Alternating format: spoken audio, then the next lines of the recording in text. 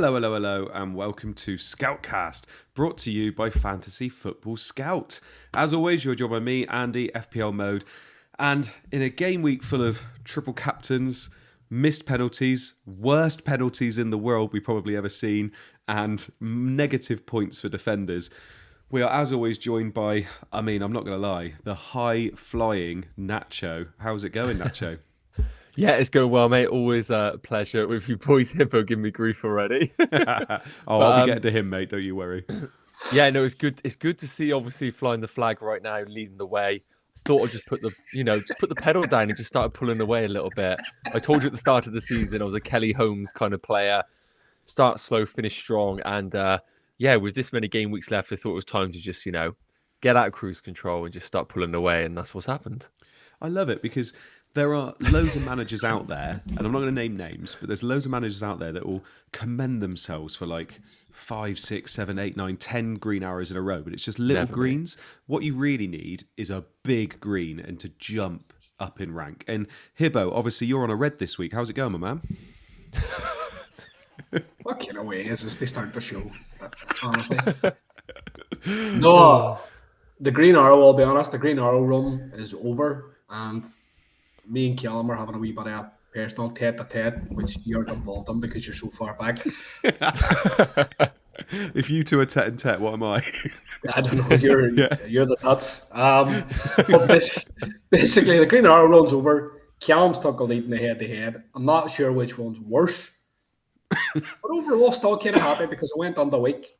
I didn't have a chip active. I kind of feared the worst. There was assistant manager chips active. There was BBs active. There was a lot of trouble captain Isaac out there for the people that still had it left. So next 2 game weeks, I'm going to be playing chips, bench boost, and free hits. So I think we've last to talk about Arsenal and Man City are on the agenda in a big way. So I think we get on to it, boys. Yeah. 100%. Woodstock Chris is in the chat saying that's a bit harsh. Last rank of the season, just over 500k, which says how my season's gone. But we keep going. So we're going to be talking about our points tonight, obviously, and see how we got on this week. We're also going to be looking at the fixtures coming up because obviously we have double game weeks, blank game weeks, and then a real kind of swing from game week 35 onwards where all these players we've been investing in, we're going to probably be wanting to ditch. So we're going to be looking at that. We're also going to be looking at double game week 33 projections. So looking at which teams are expected to score goals, which teams are expected to concede, all that kind of lovely stuff. We're going to be looking at Arsenal and Man City in particular and looking at some of their players and which ones we should invest in, ready for their double game week. We've also got, because we've been getting asked about this every single week, we have the assistant manager projections this week as well. So the 4 managers that you're probably most likely to invest in this week, because the people that went Eddie Howe last week, I think ended up with about 23 points. So fair play if you did that. 10 goals, only 1 from Isak, but we won't talk about that for too long. Then we got some bust teams to look at. The community team, who are being hounded down by a certain Nacho in our group as well. And then we've got a Q&A at the end too. So let's have a look at points then. So what did I do? I wildcarded 2 weeks ago, so I rolled this week. I had Martinez with 6 points. Livramento and Byrne got me 8 and 7. Then I had Gvardiol with 1.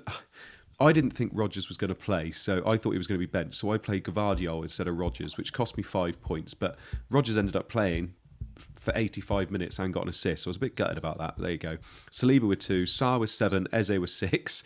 Both of those got those points in the first game pretty much. Salah with 6, Marmoush with 7, triple captain Isak got me 33, and then Mateta with 2. I had Raya on the bench with 2, so I made that right decision.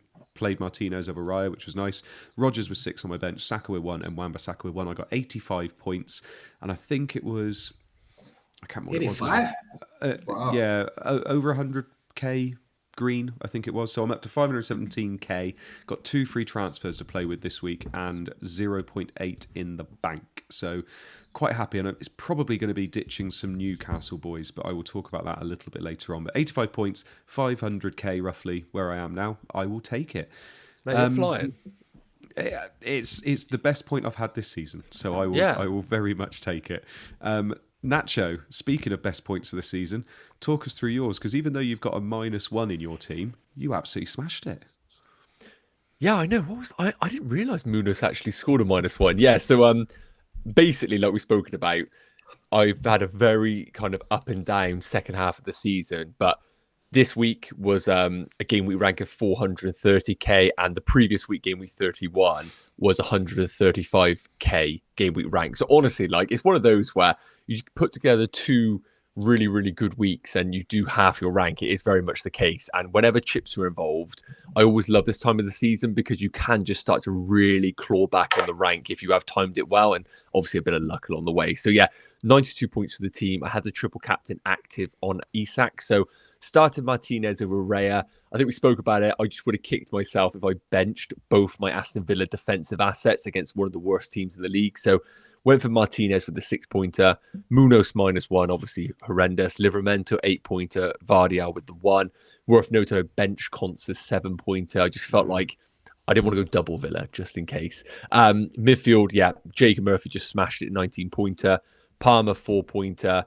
Probably the end of the road for Palmer, but we'll touch on that later. Sarr with the 7-pointer, Salah 6, and then up front, Mateta just so disappointed with the 2, Marmoush 7, and of course Isak with the 11-pointer, triple to 33. So honestly, I look at the numbers for Isak, it could have been so much more, but look, I'll take 11 points at a double game week. Happy days.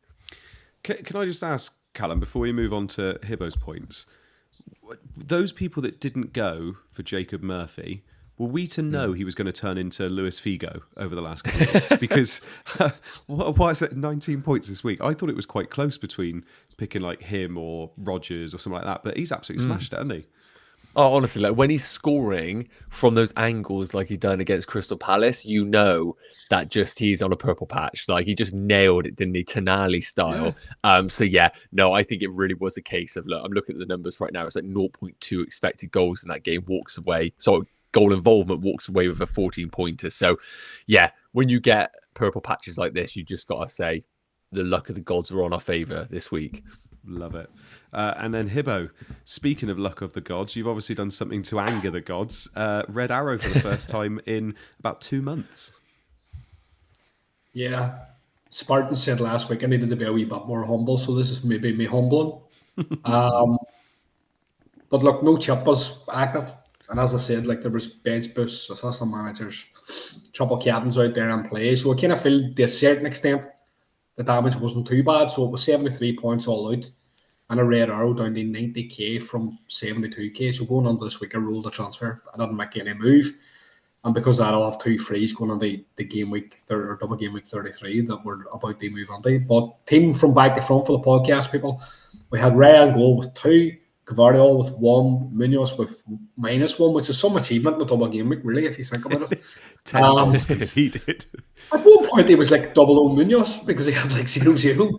He had 0-0 across a double game week, which was incredible. Burn with 7 points. Then in midfield, Murphy had got the 19 over the 2 fixtures. We talked about it last week. I said I felt he was still a buy, and he proved to be the case. Me and Nacho obviously have a really good eye for a player, because we both picked Murphy a long time ago.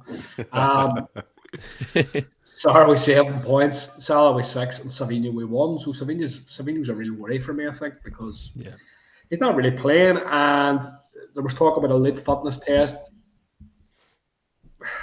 Was that true? We don't really know. We're going to assume that it was.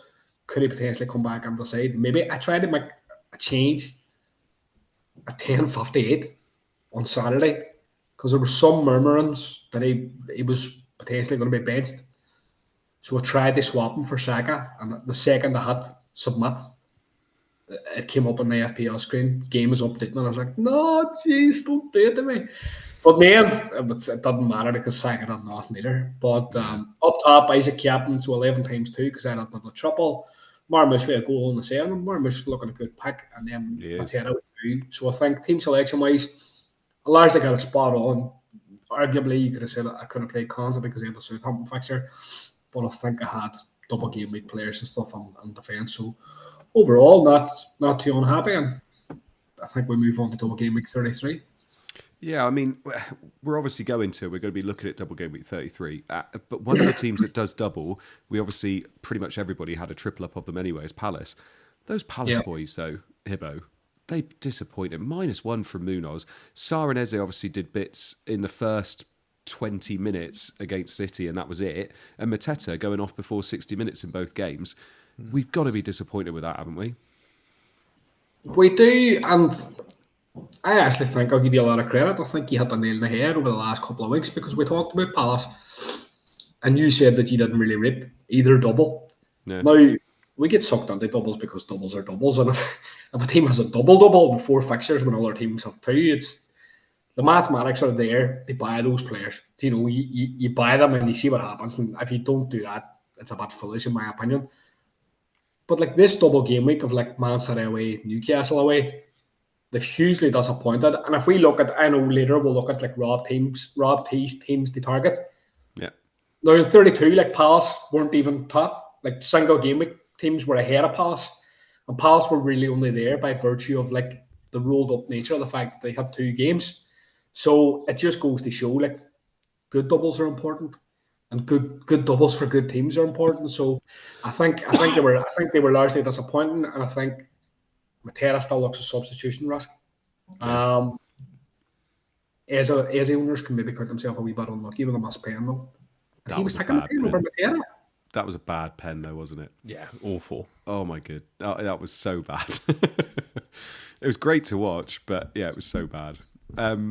Let's have a look at the fixtures then. So obviously we've been talking about it quite a bit already, but game week 33 is a double game week. We have Man City, who have Everton away, and Villa at home. They've got the double. Villa, who have Newcastle at home and Man City away. Then we've got Arsenal, who have got Ipswich away, and then Crystal Palace at home. And we've also got Crystal Palace again, who have got Bournemouth at home and Arsenal away. But not only that, we also have some very nice fixtures for some other teams as well, including West Ham, who play against Southampton at home, and we also have Liverpool, who have got Leicester away as well. So those are some notable fixtures there. Now, a lot of people already have Villa assets, and quite a few people already have Crystal Palace assets, because Villa have just played Southampton, and obviously Crystal Palace had their double. But Man City and Arsenal in particular are the teams that we're going to be talking about quite a bit tonight, because they're the new doublers. So they're the teams that we're going to be wanting to maybe invest in, that we maybe don't have loads of players in. But, you know, you probably got 1 or 2 already anyway. But when we look at the projections here from Rob T, these are the projected goals and clean sheet odds in this double game week. And Liverpool are far and away the highest in terms of a single fixture. 2.7 goals are expected to get against Leicester, and a 46% chance of a clean sheet. But when you look at teams like Arsenal, they've obviously got 2.15 against Ipswich, but then also have 1.95 against Crystal Palace. Quite a juicy double for Arsenal, you'd have to say. Man City also not too bad, 2.05 against Aston Villa, and then they've also got 1.70 against Everton. So Nacho, we're looking at this here, and we've already said there, Arsenal, quite a juicy double. Man City, not a bad double. Liverpool have a pretty lovely single game week there. When you're looking at this, is it just as easy as to say, brilliant, Arsenal have a juicy little double there, let's just get 3 of their players in? Nice and simple. Yeah, I think with Arsenal, I think the natural temptation is just to get triple up on them.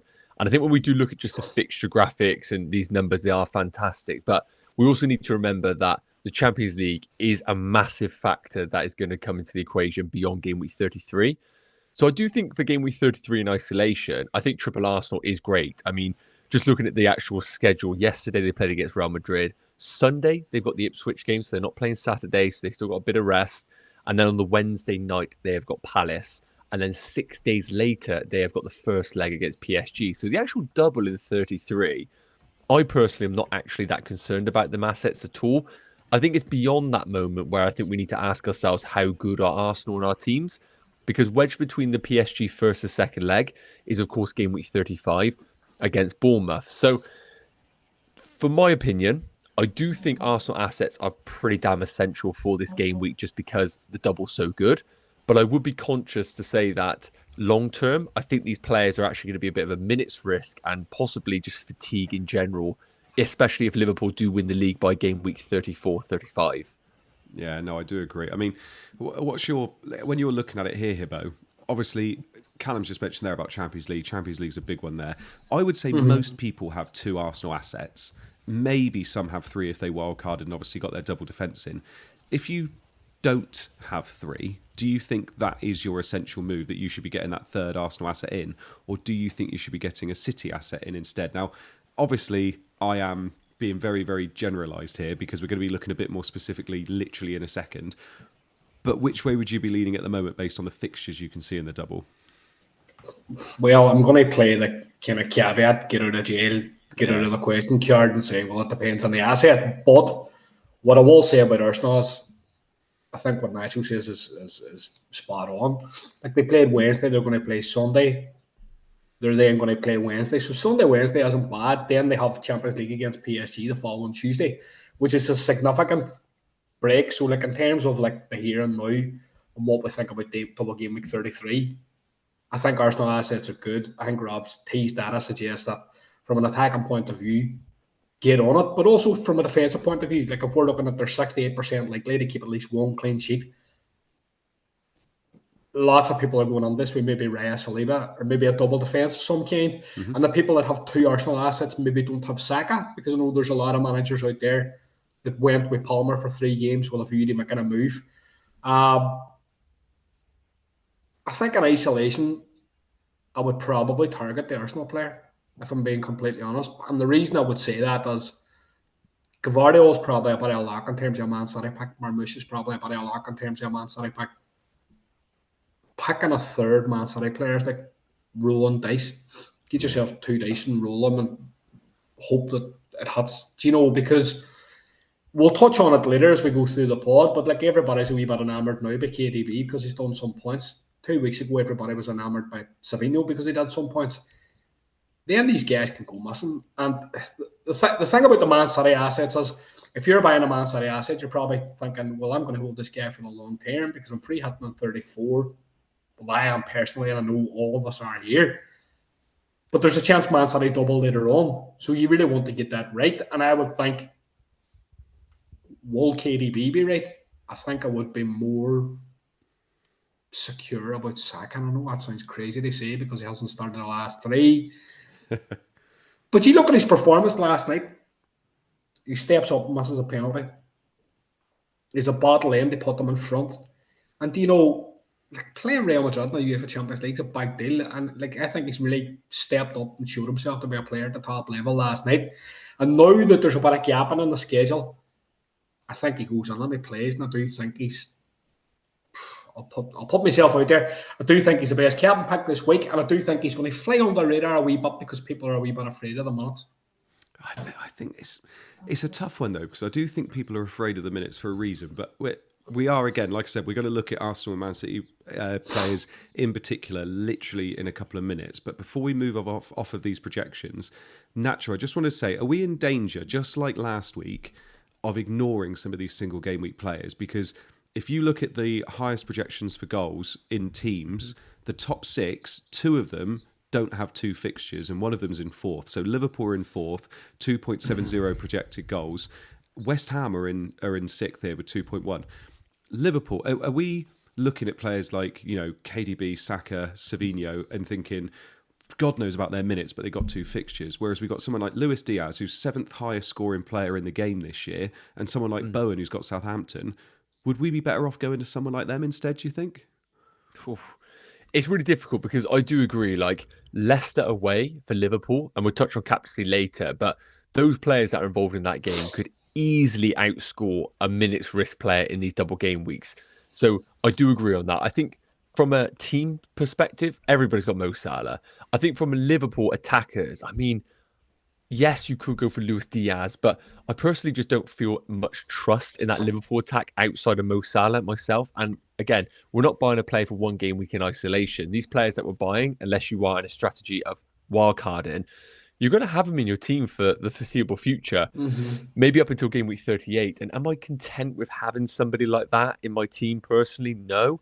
And I think that's been the issue with Liverpool throughout the whole season. You take away Mo Salah's record-breaking season, I don't think many of those players have actually been standout FPL picks. So by default, I think we are just going to lean into these teams that have doubles. And I think that probably still is the way to go. I think West Ham does have a clear talisman in Jarrod Bowen. And I'm looking at the fixtures right now for West Ham, Southampton, Brighton, Spurs, Man United, Forest, Ipswich. I can get behind that as a pick between now and the end of the season. And I would prefer to go for Bowen as opposed to Luis Diaz, just because I know what I get from Bowen from a minutes perspective. Yeah, and that's fair. And I think a lot of people do get caught up in the fact that it's a double game week. Why do people only ever talk about double game week? So there you go. We've literally had Nacho talking for 3-4 minutes there about the single game week players he would get instead. So, but we are going to go on to the Arsenal and Man City players as well. Now, this is a table showing the scoring contributions for Arsenal and Man City assets that we're considering. And this is their stats since January, basically. So since in all of 2025, which is why Bukayo Saka's minutes are so low at 116. But you can see that his XG and XG assisted is the highest out of all of these players. So Saka is top of this list. De Bruyne is next with 0.62. Then we got Marmoush with 0.56. Savio with 0.47. Wait. What was that? Sorry, that was my phone. I thought it was an aeroplane. It's like white noise. It's white noise. I used to put my son to sleep. We've got Kai Havertz on this list, so obviously we're not going to be looking at because he's injured. Foden, Odegaard, they're all around 0.3, 0.4. Martinelli, Doku, Grealish, Marino. All of those at the bottom. I mean, Marino, I was shocked actually finding out this week just how low he is in a lot of these stats, by the way. But when we're looking at this list, the biggest one is, as Hibbo's just said there, if you went with Palmer on wildcard, or you still have Palmer, and you're more than happy to get rid of him now and say goodbye until the next season, because you're probably not going to buy him back again this year, who are you going for, Saka or De Bruyne here? And that's the first thing I'm going to ask both of you, because Saka's clear for XG and XG assist, but he's played very, very few minutes. So obviously that's going to be inflated. But Hibbo, if you're looking at this now, they both have the double. We've just spoken about their fixtures. Which one are you going for, Saka or De Bruyne, if you had to choose? Saka. Easily? Not easily, but I feel like he's more captainable than Kevin De Bruyne. Do you know, De Bruyne obviously has a lovely double. You could argue now it's swan song season time.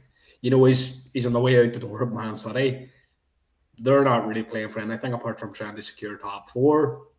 They've obviously got the FA Cup as well to come, but do they give him a run of games from now to the end of the season? But like I think you can spin that narrative whatever way you want.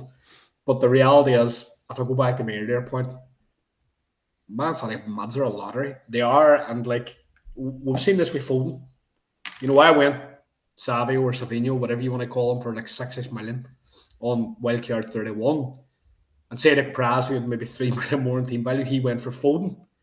And like Foden obviously isn't a bad pick, because like we can see the production and what he's done.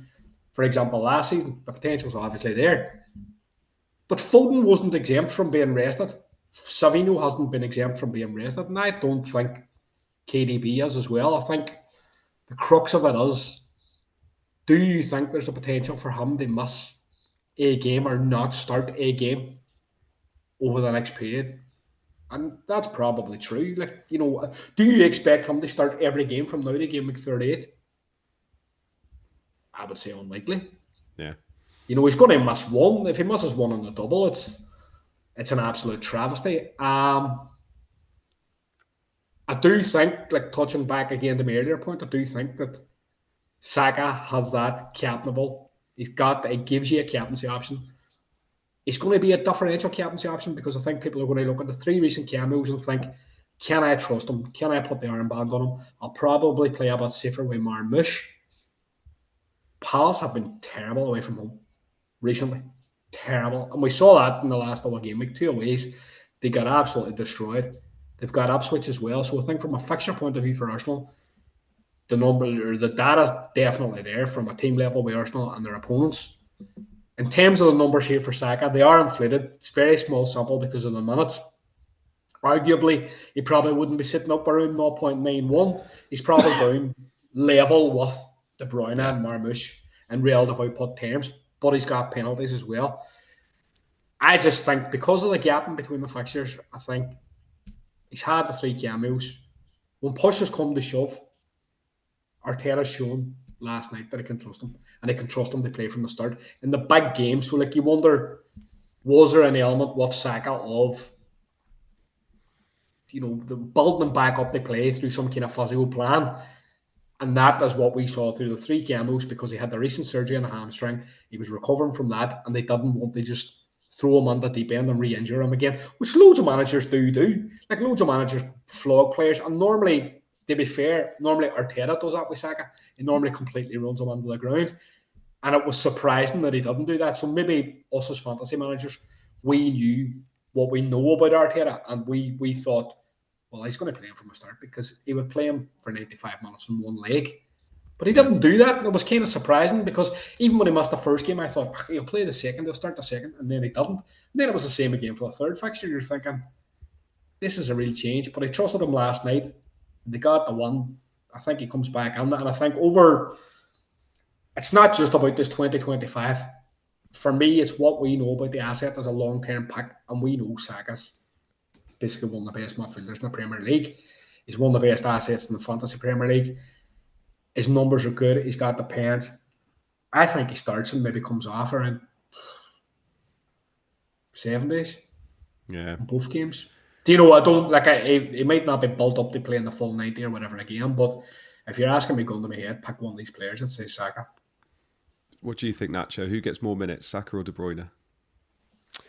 Yeah, I do think Saka is still the pick to go for, but I am very, very cautious about Saka. I just think the Champions League is just massive for Arsenal right now. With the understanding of the Premier League basically gone, we're just literally waiting for Liverpool to win the league. And I think Arteta knows the pressure's on to bring home a trophy for this team. And obviously, when you're involved in a semi-final of the Champions League, you've got to keep your key players fit. I think De Bruyne just scares me. I just think Foden sounds like he's back in training now. I just don't see him just being rolled out each and every week, just delivering, 80 minutes a game. So from that, I think I still prefer Saka, even though I'm hugely worried about those minutes over this Champions League period. I just think I probably still would go Saka over De Bruyne myself. If you already had Saka and you could find a way to get into De Bruyne, would you do it, Nacho? Would you be like, do you know what? I fancy that. Yeah, no. I think if you're in a position where you wildcarded, you have Saka, and you're of the opinion that even though Foden has potentially gone back to training, which sounds like you're done with him. Some people just like me with Semenyo, you're just done with a player. I really do like De Bruyne as a bit of a differential. He's about 6% owned. And as we've spoken about, I don't think any of us are sat here right now saying that De Bruyne won't get minutes. I think he will get decent enough minutes. And for that, I think if you have a problem in your team, De Bruyne should absolutely be on the agenda. But if I own Palmer right now and I was looking at a replacement, I just think we naturally go for Saka. We just do when he's available in this game. I think it makes sense. I've always had a problem with De Bruyne in terms of trusting him in FPL. He had one season where he was on pens, didn't he? And he was absolutely elite, I think. And he was obviously great then. And obviously he's known because a very popular person in the community triple captained him once for his 4 goals. But popular? Popular. You mention him a lot. But I love Andy Martin. I know you do. But when we're looking at this here, if you can't afford to go to De Bruyne and you already have Saka, maybe you want to move off one of your Palace mids because you've had enough of them. And obviously, Hibbo, I'm going to ask you this one because you own this player. Ooh. Would you be investing in Savinho, however you want to say it? Because if he's fit, I'm pretty sure he starts most games. But obviously, he had a late fitness test apparently last week. I'm looking at this and thinking, I don't think that's that bad of a move. He seems to have a really good link up with Marmoush. It's a double game week. Is he going to play both games? If you can't get to De Bruyne, is he the third City asset you could go to? Again, I'll plead the Fifth Amendment and take the cop-out answer. That's what you want. I'm basically saying that I own Savinho, whatever we want to call him. I think we can call him either or. It worries me quite a lot. I don't know if he's going to play, but at the same time, he's a pick that I could struggle to move on. Do you know, it's like, you look at the double game week, we look at Rob T's data, Man City still have quite a favourable double. Everton away is slightly tough, Villa at home should be grand. There's points there for players if they start. Now, the Fifth Amendment part is basically Man City play first because kickoff on Saturdays at 3 p.m. Yeah. There's no early kickoff. So what you're going to get, and some people don't like this aspect or element of the game, is you're going to get Man City team news. You're going to find out if KDB, Foden, Savinho are starting the game. And I think off the basis of the first game, that's maybe where you make your decision. But it depends who you're jumping off. You know, I'm looking now and thinking, and I know this is a grander conversation to be had about a lot of players that we have in our teams and a lot of potential options for double game week 33. But like the pre-planned move for many people was to go Isaac de Watkins. You've talked about that, Andy. I've talked about that. I think Nacho has too. Like nobody in their right mind can do that now. Yeah. Do you know? And again, it nearly feeds through a bit to the other players. Like Murphy's performed quite well, very well. You know, there's the argument now that you say, oh, maybe I don't come off Murphy then. Maybe I stay on him just for the Aston Villa fixture, because ultimately I'm bench boosting this week. I think we're all bench boosting this week. Yeah, we are. Yeah. Bench boosts are all going to be 3 single game week at least, or 4 single game week bench boosts. No. Don't you say that. They have to be. No, not at all. How? You'll see later, my man. You'll see. No, but you have to give me the reason. Carry on. No, but by virtue of the fact that they're going to pick, so you're confusing me now. Everybody in their squad basically will have like a 3 single game week players in the bench boost. Okay, so cool. you can't have a full 15 there. No, it's fine. Carry on. Just assume stuff about me. It's fine.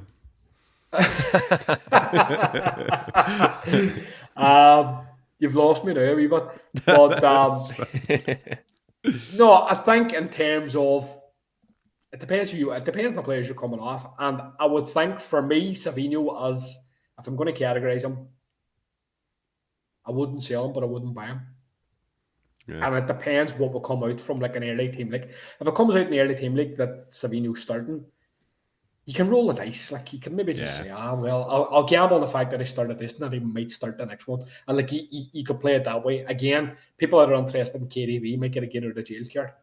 Yeah. Because they could talk KDB up all week and then next thing I could drop KDB's not in the team and they go, right, I've managed to dodge a ball. And that's the kind of unfair element about team news, because it takes away that element of risk and the fact that somebody that's talked something up all week can then renege on something at the last minute because they've been given kind of perfect, absolute information. But I wouldn't buy Savinho. I wouldn't sell him if you own him. I think you just kind of hold tight and hope for the best. Yeah. A couple questions for you, Nacho. First one, any love for Marino as a third Arsenal asset for some people?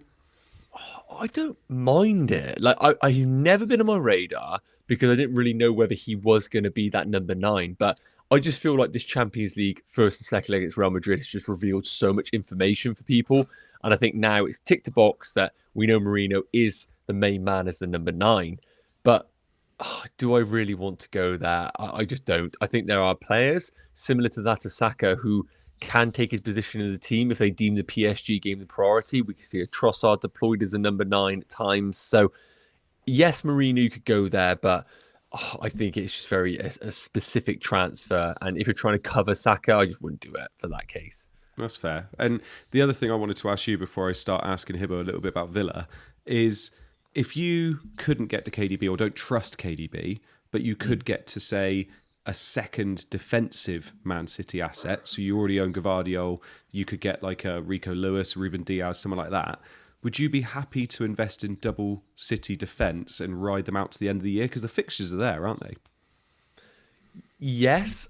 I personally have a terrible relationship with Man City defenders, like in general, a clean sheet. It's just, it's one of those that has just done me wrong and it's hurt me in future decision makings. But I would say no, because I think everybody's going to have Marmoush. Most people are having a Man City defender. If you're of the mindset of going double Man City defense, you're kind of locked in between now and the end of the season. Yeah. And I just feel like I would like the opportunity to actually have 2 Man City and keep your options available to you, because after that blank in game week 34, what if an injury happens and a certain attacker just becomes an absolute lock-in between then and the end of the season? You got Wolves, Southampton, Bournemouth, Fulham. I think there are opportunities there that you'd almost want to have that second attacker as opposed to 2 defenders. And look, I look at these fixtures coming up and Villa at home in part of the double in 33. I mean, look at those runners in that Crystal Palace game, just killing Man City in behind. Yeah. And Villa have got those direct runners in abundance in that team. So I actually don't think there are many clean sheets afoot for Man City. Maybe 2 between now and the end of the season, I think. Yeah, it's a good point actually, because it was their right side got absolutely demolished by Palace, didn't it? It was Rico Lewis's side. They just don't seem to have a right back, do they? So they did get kind of destroyed on that left side. And you're looking at a lot of those teams. I mean, you just mentioned Villa there, and one of their strengths is their kind of attacking midfield and wingers, isn't it? So I do kind of agree with you there, and I like it. Before we move off this bit, then Hibbo, I want to talk to you about Villa very, very quickly. Newcastle at home, Man City away. When I wildcarded, I was straight away Isak to Watkins. That was going to be my move for 33. Nobody's doing that now. Do you think that's right? Isak to Watkins, I think it's a very hard move to make. You know, I think if we look over the double game week, I think if we especially look at Newcastle yesterday evening, Newcastle are an interesting team, I think, like from a football point of view, because I watch Newcastle now and I think they could win 3, 4, 5. You know, they're winning games really convincingly, whereas there was a point in time earlier in the season under Eddie Howe where they were a wee bit scratchy and a wee bit patchy, and you would think, are they that good? They are good, and Isak's good, and he's just missed big chance after big chance in the double. So I think you boys have played the triple captain can count yourselves very unlucky, because he could have scored a lot more. He was like 20-point plus territory, and it just didn't happen. How do you move out to Watkins? You know, and if I'm looking last 6, I know last 6 isn't a big sample, but if I'm looking last 6, Watkins played 358 minutes in the Premier League. He started 4 of the 6, but he's been subbed off 3 times. Yeah. And 4 of the starts. And essentially that's a big part of how I play the game and how we play the game. If you're not in the pitch, you can't score points in fantasy. That's just the bottom line. And I'm concerned because if we fast forward or we rewind it back to like a previous Scoutcast, you asked me who I thought Aston Villa's best team was, and I was like pretty adamant. I was like Watkins. Yeah. And I was. And then we saw the Champions League lineups, and like he's not going with them. He's going with Rashford.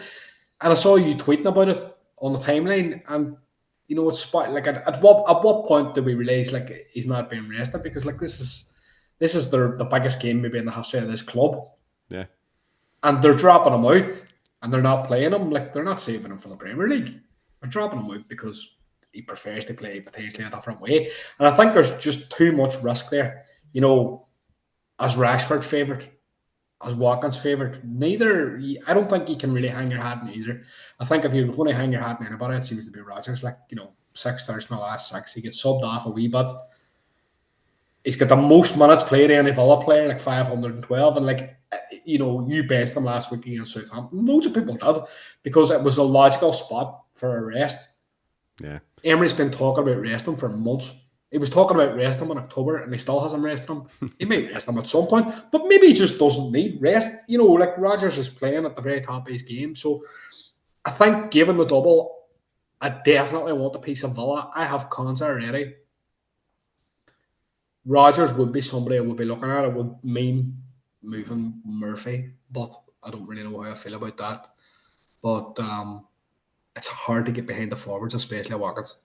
Yeah, it is. And also, we should probably do a bit of a shout out for all those people that brought in Asensio as well. Was not expecting two missed penalties. So, but he did get the assist for one of the missed penalties, which I think is absolutely mad. Obviously, it does happen, but there you go. Let's have a little bit of a look at the assistant manager points projections. This is again from Rob T. Love your stuff, Rob. And this is Pep Guardiola. He is looking at 12.9 projected points over the double game week. Emery 8.8. We got Arteta on 15, which we've just obviously been chatting about Arsenal assets. If you're an assistant manager and you move to Arteta, I mean, that's your third Arsenal asset, isn't it? Because you know that you're going to get those points from assistant manager. And then Glasner on 10.5. Glasner, who was an absolute hero as the assistant manager not too long ago, and obviously he conceded 10 goals over this double game week. So, Nacho, we're not going to be on this for too long because there's not too many people on assistant manager, but there's a few. If you were to move to anybody, is Arteta clear for you? Yeah, I think he probably is clear. I think, obviously, it depends on where you're sat with your outfield players, because, of course, if you have your double Arsenal defence and you really want Bukayo Saka, and we're talking about how it's really difficult to pinpoint who that third Man City player is, then I think the Pep decision actually makes a lot of sense because it just makes your mind up for you. You have Vardial, you have Marmoush, and you have Pep as your third Man City, and happy days. I think we're anticipating Man City to score goals over these two fixtures, but it's just who scores those goals. So I like Pep as maybe that third Man City. But if I was just choosing one, just in terms of out and out points and confidence, it would be Arteta, just because I think the fixtures are better. I think the Palace game is just a good fixture because they're going to have their eyes set on that semi-final FA Cup game a few days later. So yeah, I think if you're just looking for guaranteed points, I think Arteta's the one. But I do like Pep as a bit of an alternative. It's just that Villa fixture on another day. Palace beat City, and it's a different storyline. And I think Villa have the players to do the similar to them offensively. Yeah, I think if people that are playing their assistant managership either for the first time or they're having they're still using it at the moment, I think Arteta's the pick, 100%. Right, let's have a look at some of our teams then. And by the way, United were cruising. They were 2-0 up. They're now 2-2, for Christ's sake. Wow. Yeah, I know. Wow. 2 goals conceded in 6 minutes.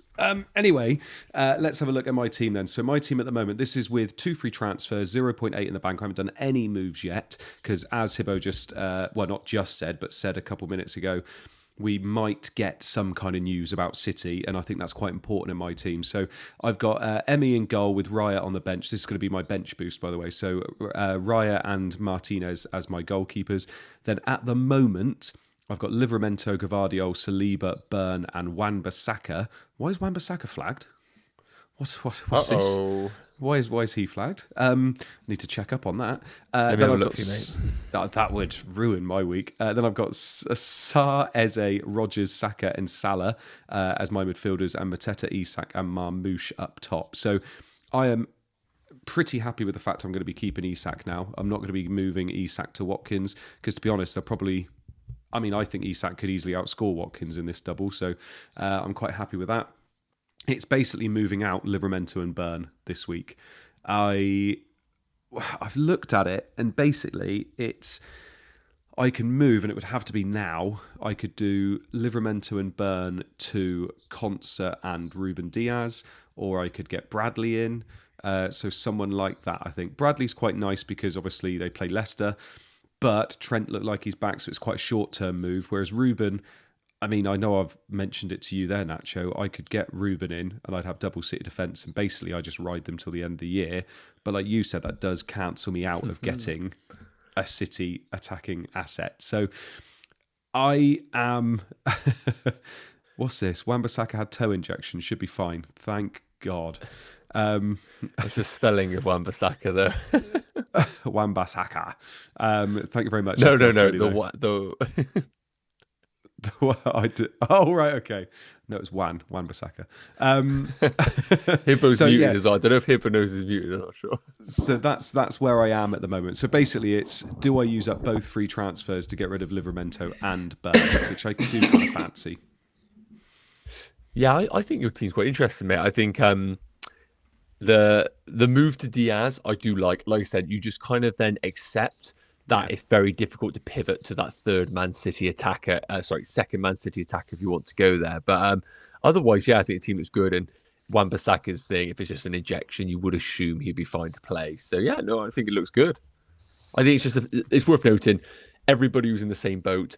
I think Palace away against Arsenal is an absolute car crash for minutes. I think it's going to be a nightmare. What do you reckon, Hibbo?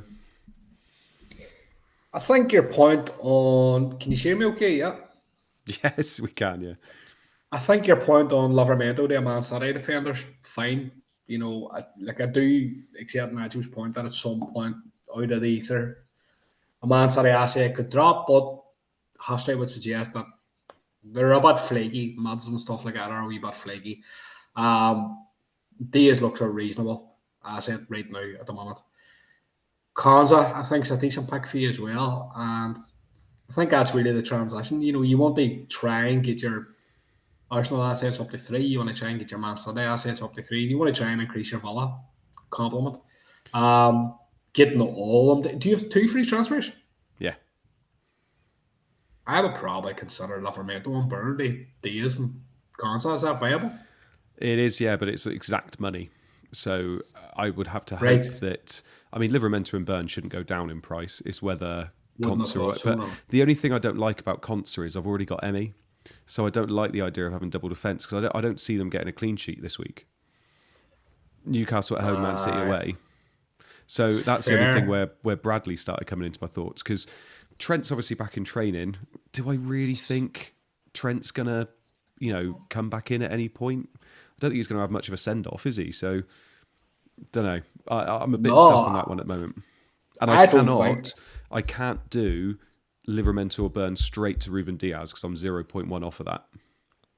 I don't think you can touch Bradley now with a barge pole because Trent's training. Mm-hmm. Because I think I was interested in this very move, mainly because like the Leicester fixtures are obviously very good for Liverpool, and Bradley, when he plays, could clean, he could assist, he could score a goal. It's not beyond the realms of possibility. He's quite attacking. But is he going to drop out between now and the end of 38? And because we've wildcarded in 31, you're now in a position, if you buy a Bradley, you're stuck with him until the end of time, basically, and that's the problem here. And now the Trent's back in training. I can't even hang my hat on him starting this week. And I know what you're saying. What kind of send-offs Trent going to get? Blah blah blah. He hasn't signed a contract. He's not going to be there next season. I still think Liverpool are professional and they play out the season. And Trent's a better right back than Bradley. Yeah. I think he plays. I think if he's fit, he plays. I don't think there's going to be any element of like FU, more or less, like you're going to sit on the bench. I don't really see that happening. I think he plays. A few comments in the chat, by the way. N says Kiwior for Livra and Roll. I'd love to do that, but I've already got 3 Arsenal players. And Anthony says Akanji back in training as well. He is, but I'm expecting Ruben Diaz to get the majority of the games, and Akanji might come in for 1 or 2. So I'm not too worried about Akanji yet, especially for the double, which is the most important one. But when I'm looking at it would basically be Saliba, Gavardio and Ruben Diaz playing every game for me till the end, hopefully. But the only thing I also don't like about it is it's a lot of money in my defence because I've already got 2 keepers that are expensive as well. And I would like to get Mbumo back in 35, 36, whenever it is as well. So there's a bit of money I do have tied up, but we'll see how it goes. Can I make one final point? Yep. Your bench boost is ridiculous. Like, I have a real problem with people not setting their bench correctly on bench boost. Like, Salah's not part of your bench boost. Yeah, he is. Salah's... No, he's not. He's not. What? You put Isak no. There. What? So you Isak doesn't go... No, Isak doesn't go there either. Be honest with your bench boost. People being dishonest with their bench boost really, really pisses me off. Right, it's just your 15. It's your 15 that plays. But it's like... No, but people accept their bench boost and their bench is like Salah, Haaland, and you're like, no, go away. And then they like write in Twitter, got 33 out of my bench boost point. And I was like, no, yeah. You got the it's the score of like your 4 worst players. So go and put them on the bench to start. I wish that I had your Ray life. should start. I wish that I had your Ray life. should start. This is the thing that annoys you. Man. Right. Anyway, Hibbo. Sorry. Imagine if Hibbo's got... I hope you've set your bench properly. Right, let's have a look. Oh, it's looking pretty good, actually. Talk us through yours, mate. It's looking okay. So I'll just go back to front for the podcast, people, and then I suppose I'll give you the bit of narrative and thinking of what I'm planning to do. So I've got 2 free transfers and I've got a wee bit of money in the bank. I think it's 2 seconds. I think it's 0.8. That's 0.8 million. Back and front for the podcast, folks. So we've got Raya in goal, Gavardiol, Munoz, and Boak, Saliba. I've got Sar, Savino, and Saka, and Salah in midfield. Matera and Isak and Marmoush up front, and then on the bench you've got Areola, Konza, Murphy, and Byrne. So it's tricky. Transfer-wise, it's very tricky. Because going on this week, I obviously know at the minute I've got 3 Man City. I've got 3 Arsenal.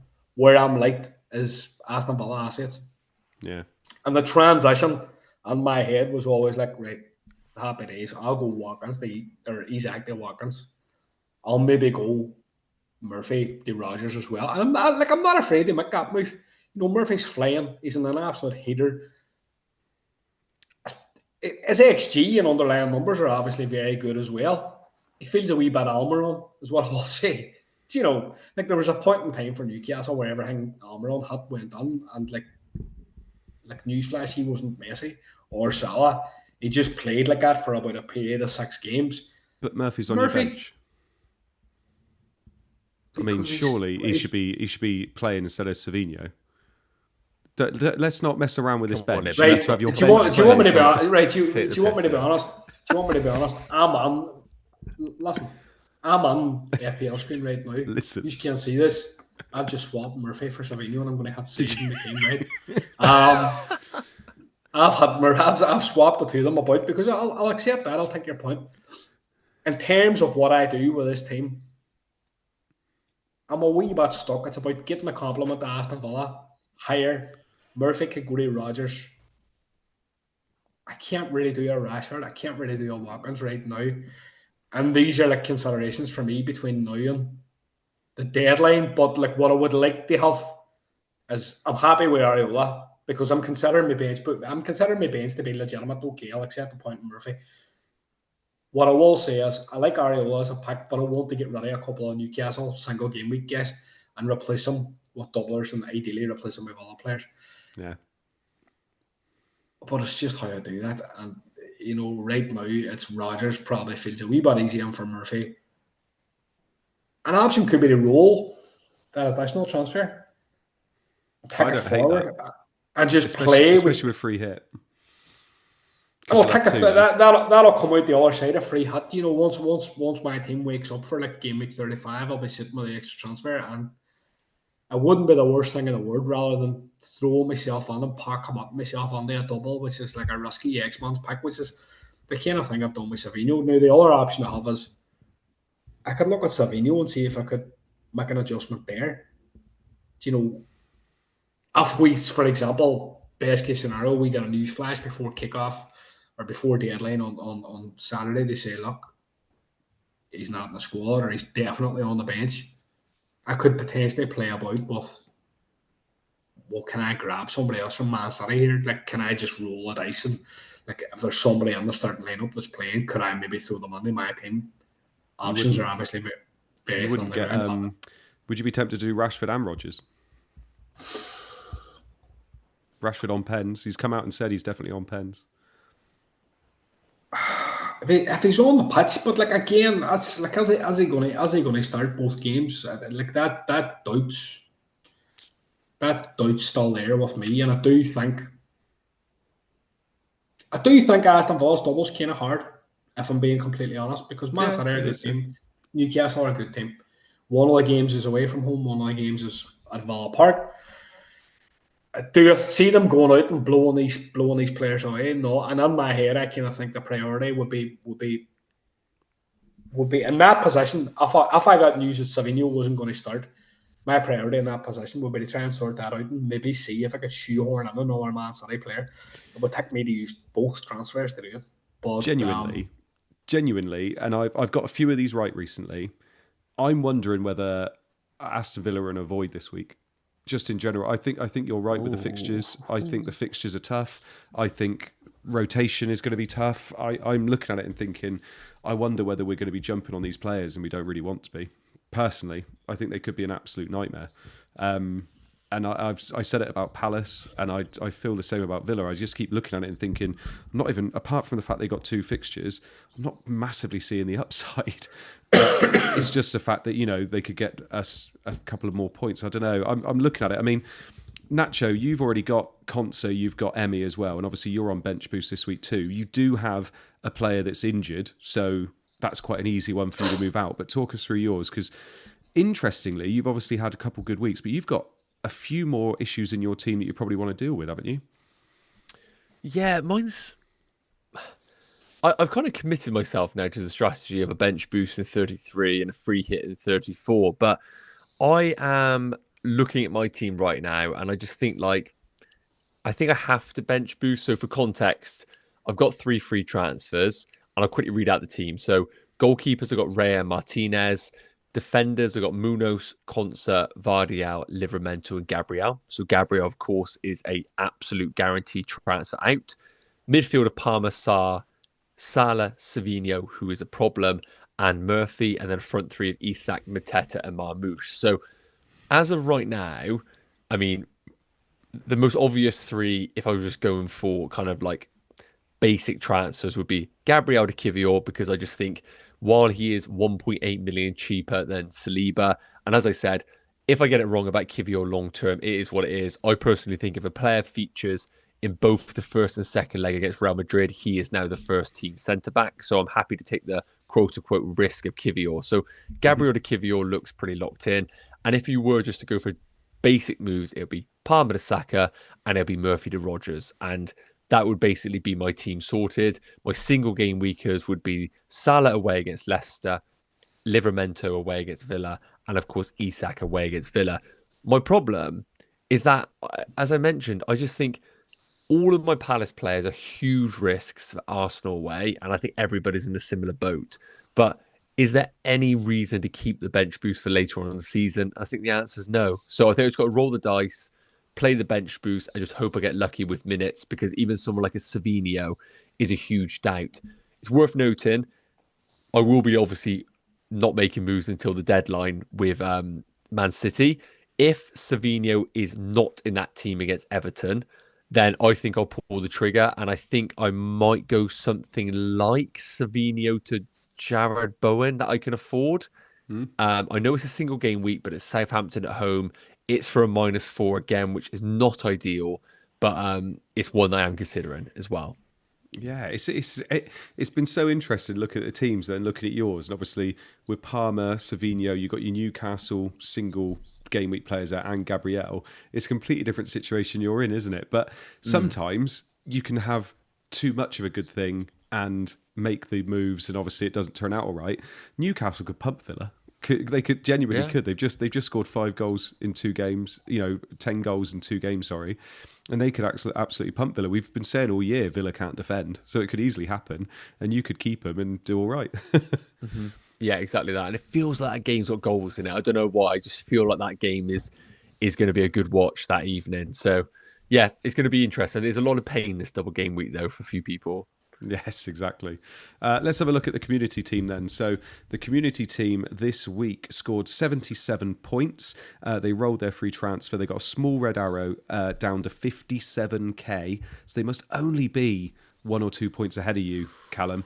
They had Martinez in goal with 6, Munoz with -1, Gvardiol with 1, Livramento with 8. They had Salah with 6, Saka with 1, Eze with 6, Murphy with 19, Isak captain with 22, Mateta with 2, and Marmoush with 7. Their bench, though, had Rodgers and Konsa both getting 6 and 7. So there is a little bit of a chase on now. I reckon you're both going to beat the community team. They've been riding the crest of a wave, and that wave is about to crash in on them. So I have a feeling that you two are going to come and get them, I think.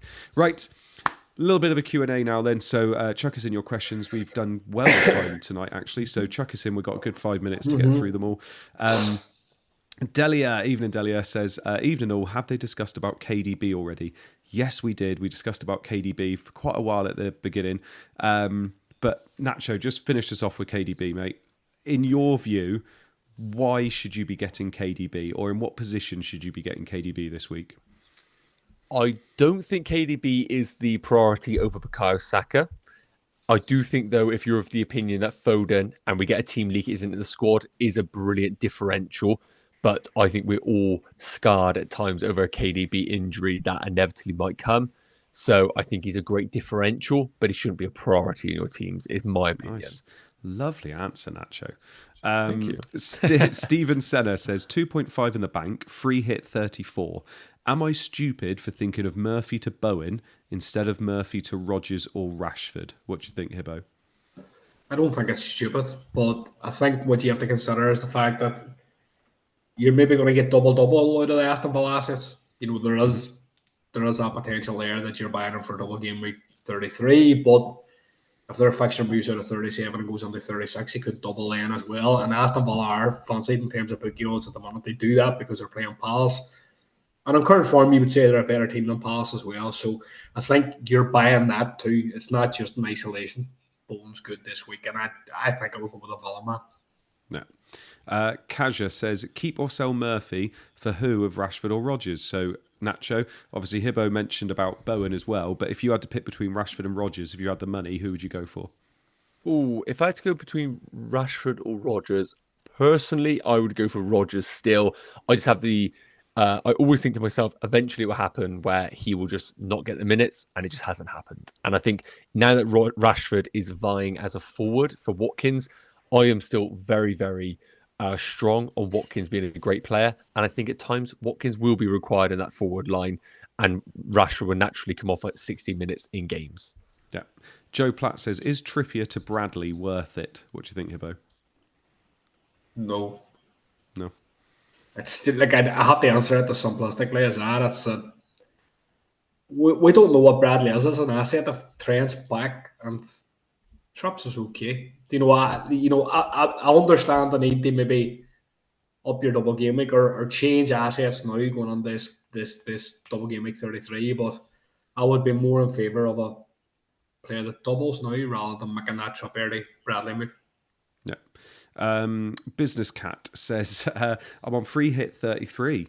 Does Munoz still make the cut as the third defender over Van Dijk or Bradley? What do you think, Nacho? Would you still pick Munoz in your free hit this week? Oh, I don't think I would now, to be honest with you. I just don't think yes, not. it's a double. I don't think he starts both games. Yes, he could do well in that Bournemouth game, but I probably would just go for Van Dijk and just get that fixture in. Yeah, he almost. I don't know what you last think, night. Boys, but he almost scored last night, and he hit Nketiah's ass on the line, didn't it, with his header? But I don't know. I don't think I'd have him because I always pick defenders based on, do I think they're going to get a clean sheet as well? And I don't think he's going to get a clean sheet in either of those games. So I think if I was on free hit, I would probably go for double Man City defence. Yeah, it would be a big consideration for me, and I don't think I would go for a Palace defender. Shane, FPL veteran, evening mate, says, evening all, our manager's overvaluing Marmoush's captain. His hat-trick has made his data look better than the pick he is. For me, Saka or Salah is a better option. So Hibbo, we can finish off with this one then, kind of looking at captaincies. Me, personally, I've been with Marmoush all week. I've thought, that's the captaincy pick for me because I don't trust Saka's minutes. What do you think? I think in this scenario, I do get the Leicester fixture for Liverpool. It's obviously very good. Leicester are terrible. Salah's amazing. Like, these are knowns. We know these things. But we've got two good assets that have double game weeks, so I'm always going to side with that. You want 2 rolls out edge, 2 chances at appearance points. You could score in both games. You could get bonus in both games. And that's really your ceiling where you can hit big outcomes. I really like the Marmoush pick. I know we've kind of waxed lyrical about Saka, but I think I wouldn't play Marmoush down as an asset. I think we know from the so rare game that in Germany he was absolutely amazing for Eintracht Frankfurt, and now since he's come under starting lineup for Man City, I think he's got 4 attacking returns in the last 4 games. He's really started to click, and I think KDB in the side also benefits Marmoush. Because he's a very well-known runner. He's got a lot of pace. He can get on behind, and I think if people are talking about those players being available for Man City, I don't think he's overrated as a pick as Man City. No, fair play. Lovely stuff. Thank you so much for the questions this evening. I'm just going to have a really quick look to see. I think Leon had a man sent off, and it's now into extra time, but Spurs are into the semis, so they won 1-0. So that changes things a little bit in terms of the double game weeks and things and blank game weeks, so that'll be interesting looking at those. Right. Thank you so much for all those people that were listening. Thank you so much for those people that are listening afterwards as well. Consider it's a big European night. We had over 200 people listening, so thank you very much for listening. Hibbo, hope you enjoyed yourself, my man. Always. I think let's go out and smash double game week 33. It's going to be good to play a chip. It's always good to have like a good number of double game week players and bench boost. I particularly like bench boost. I know some people have this mentality about bench boost that it's like an overrated chip, and I don't feel that way at all about it. And like you can see big swings in outcome. Like we saw people have like 6.7 point bench boost last week. Yeah. So this could be a wee bit of sliding doors moment in the season for like different FPL managers. Where if this week turns out to be like a real smasher, so hopefully it does. Great film, by the way. Great film. Nacho, thank you so much for joining us this evening. Hope you enjoyed it as well. Yeah, pleasure as always. And hopefully keep the green arrows coming. And as I said, I just love this time of the season where chips are active each and every week. Just makes it exciting. So, looking forward to catching up with you boys next time. Lovely stuff. And we will see you all again next week. I'm not sure, again, when we're going to be streaming because obviously it's all a bit different again, but I'm sure we will come with you with as much information as we can, as we always do. So thank you so much for joining us, and we hope to see you all again next week, and we hope you're all going to be on Green Arrows. Bye-bye.